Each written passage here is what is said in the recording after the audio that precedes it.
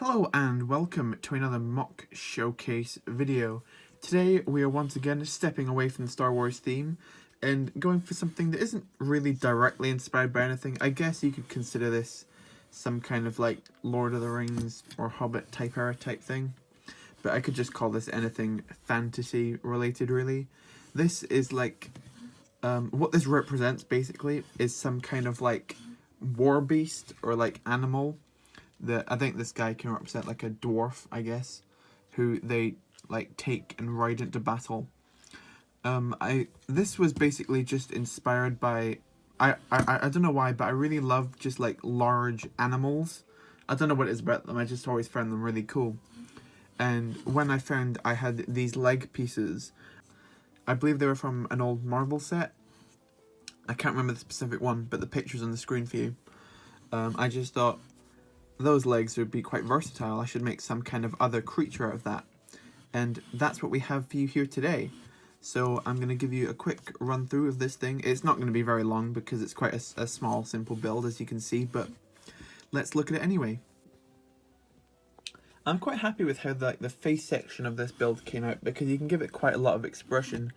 You can see it as some small yellow dead eyes under there, and you can like lift up the mouth to show quite a frightening jaw, and then it sort of like starts to hide away the eyes. It's got nice little dark tan horns, and I think it works quite nicely, and sort of like this brown cap on top. My sort of imagination for this animal is that it is entirely in that dark tan colour, and just the blacks and browns are sort of like armouring that the dwarves have put on them, so they're better suited for war and combat.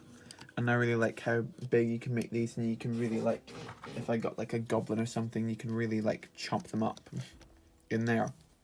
If we close that down though, the head's also posable up and down, and it can spin from side to side, so you can give it quite a dynamic look like that, and I really like that.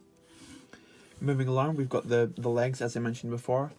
They don't have that many studs on them in terms of like place you can put things, so I've just got these brown pieces as sort of more armouring. Just nice and placed on there. And I've also used black armouring as well, just to make it look a bit different. I should have probably put some more details on here, but I couldn't really think of anything to put there. I've sort of used this rock piece on its side, just as it's got like lots of details and cracks down it to make it look a bit more worn, and I like that too. The reins, I guess, of it aren't exactly connected to the head, but you can sort of see the look that I'm going for here, because just the flex tube is not long enough as a piece. And there's also some swords for this guy if he ever needs to get off. I'll show you him later on. There's little chains connecting things, and he's got even a little tail back here, and some other detailing, like you can see like the large chair he's got up here. I quite like that. And I also quite like the underside. I don't know why, I just think it's turned out quite smoothly as sort of like the underbelly of this thing, and I do really like it. When I pull out the driver there, you can see there is just quite a simple like seating area down there, and then this is the dwarf himself. I believe he's using a Pirates of the Caribbean head and beard piece, and then just a black mohawk. And I believe this is a series minifigure torso for the torso there. I think it was some dwarf. I think it was series 5, I want to say that came from. Quite an old piece, but still looks very good with that detailing down there. And there you have it, my fantasy era war beast. I don't really have that much of a good name for it, but I just think it's something quite cool. It was quite simple to put together. It only took me about an hour in total. But yeah, I just like fantasy stuff, and I thought this was quite a cool thing to build, because I was quite interested to make something more like, that wasn't like a vehicle or a building or something, more like realistic. Realistic's a silly word to use, but you know what I mean. More naturalistic, I guess. But yeah, thank you so much for watching this video. If you like this video, like the video, that's what the like button's there for. Comment if you want to see more fantasy type things from me, or if you prefer me to just stick to Star Wars stuff. And subscribe so you don't miss tomorrow's mini MOC from Mini MOC March.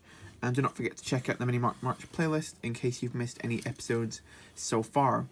Thank you so much for watching, as always. I really appreciate it, and bye.